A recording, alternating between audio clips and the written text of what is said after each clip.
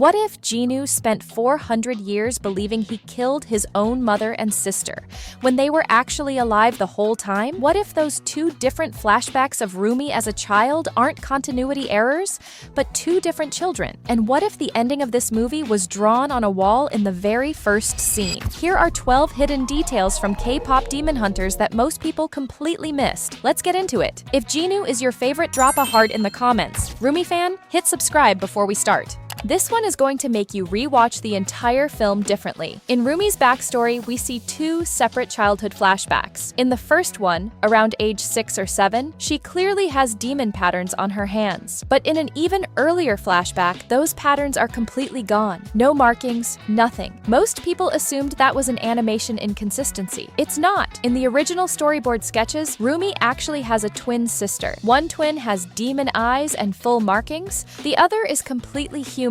No patterns at all, which means those two flashbacks aren't showing the same child. One is Rumi, the other might be her twin sister, who was also taken in by Celine and has been hiding somewhere in this story the entire time.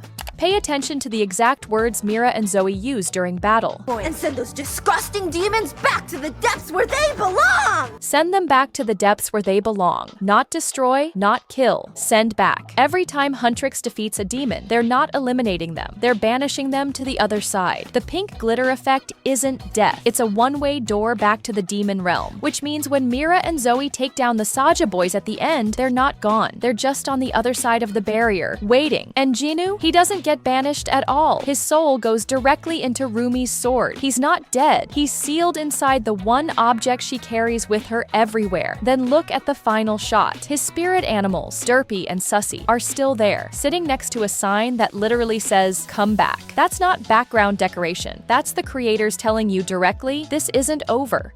This one is hard to unsee once you notice it. As a child, Rumi is told to cover her demon markings so the world will accept her. As a child, Elsa is given gloves to hide her ice powers for exactly the same reason. Both of them grow up ashamed of something they were born with, something they never chose. And both spend years trying to suppress it before learning to embrace it. Even their visual design echoes each other. Both characters are defined by long, distinctive braids. Two completely different worlds, two completely different stories, built on the exact same emotional foundation. Drop a red heart for Rumi or a blue heart for Elsa. Let's see which side wins. During the Soda Pop performance, while everyone else is focused on the main stage action, Romance reaches over and tries to pull down Abby's pants. Mid-performance, in front of everyone, Abby immediately clocks it and gives him the look. The kind of look that says, this isn't the first time and it won't go unanswered. Fast forward to the scene where Romance is fully invested in flirting with Mira. Abby walks straight in and interrupts him. No hesitation, no explanation needed. That's not rivalry. That's two chaotic people who have been messing with each other for so long, they've developed their own language of petty revenge. They're not enemies. They're the most unhinged friends in the entire cast. Quick question. If demons attacked your city, who would you call? Zoe, hit like and subscribe. Mira, drop a rose in the comments. Rumi, do all of it. Now, let's start. When Jinu finally breaks down and confesses to Rumi that he lied, we get a flash of his memories. He walks into the palace alone. His mother and sister are left standing outside, and that moment clearly broke something in him that never healed. But here's what the movie hides in plain sight. Go back to the very opening of the film. There's a scene where two people are being attacked by demons. Pause it. Look closely. Those two people look exactly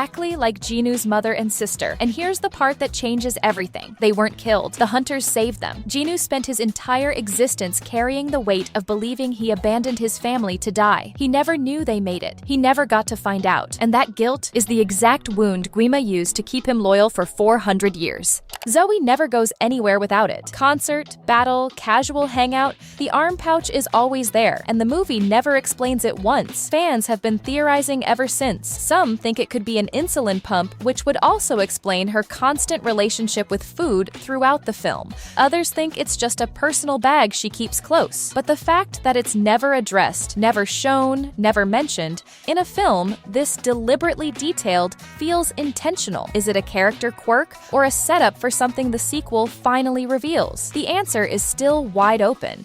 Near the end of the film, the Saja boys perform in full demon outfits with Guima looming behind them. It's one of the biggest visual moments in the movie. Now go back to the very first scene. Huntrix is in their studio working on music. There are drawings covering the wall behind them. Pause it. Those drawings show the Saja boys in the exact same demon outfits with Guima behind them, the same scene, the same formation, drawn on a wall before any of it happened. Either Huntrix was unknowingly predicting the future through their art, or they already knew what was coming and never said a word. Both options are terrifying.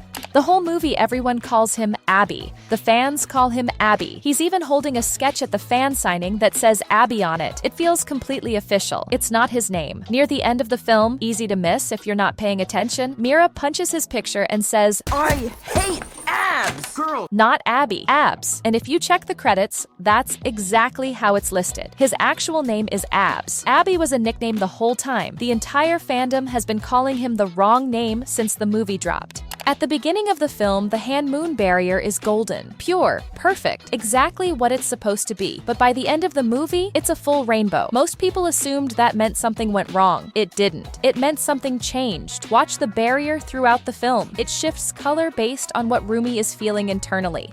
At one point, it even turns dark pink, directly matching her emotional struggle with her demon side. The color has always been a reflection of what's happening inside her. So when the final barrier glows rainbow, that's not failure. That's Rumi, Mira, and Zoe fully accepting every part of themselves without hiding any of it. The golden hand moon represented perfection. The rainbow one represents truth. But here's the catch. The old golden barrier was designed to keep demons out permanently. This new one, built on acceptance instead of purity, it might not hold them back the same way. They didn't just win the battle, they quietly rewrote the rules of the entire world. During the Soda Pop performance, Abby drapes his arm around Jinu and they share this quiet smirk between them. Baby catches it from the side and gives the most pointed look in the entire movie. Then during the hot sauce challenge, when Abby's shirt rides up, Jinu's eyes go straight there. Not subtle, not accidental. And in the bathhouse scene, Abby leans on Jinu again. Jinu doesn't even react. No surprise, no acknowledgement. Like this is just how things are between them and has been for a very long time. Is it just demon boy band energy? Maybe, but the film keeps returning to it, and nothing in this movie is placed by accident. In the plane scene, Zoe uses the hand moon thread to summon her weapon. The other girls do the same. So naturally, everyone assumes the hand moon is the source of their power, except the hand moon gets completely destroyed near the end of the film, and the girls can still summon their weapons, fully, without hesitation, which means the hand moon was never the source. It was just the channel. Now watch what actually happens when Rumi starts singing. Mira and Zoe begin to glow, and that glow is the exact same color as their weapons. The power isn't coming from outside them. It's coming from inside them, from their voices, from their music, from something that lives in their souls and has nothing to do with any external barrier. Their weapons were never given to them. They were always theirs. When Huntrix performs at the start of the film, the reaction is immediate. Fans crying before the first note finishes. Overwhelmed, emotional, completely overtaken by what they're experiencing. The same happens during the Golden performance, during interviews, at the concert entrance. But go back to the very beginning, right as people are first walking into the venue. There's one group in that crowd who looks completely different from everyone else. They're not crying. They're not overwhelmed. They're just smiling, calm, happy, present, normal. And then something shifts. By the time the music starts, they're not calm anymore either. What exactly happened between those two moments? And why was that one group different to begin with? The movie never explains it, which means it might not need to, until part 2 does. 12 details, hidden twins, a mother who survived, a name that was never real, and an ending that was drawn on a wall in the opening scene. This movie has been hiding things in every single frame, and we're still finding them. Which one hit you hardest? Drop it in the comments below. Hit that like button if you want part 2 and subscribe, because there are still so many more secrets buried in this film that nobody's found yet. See you in the next one.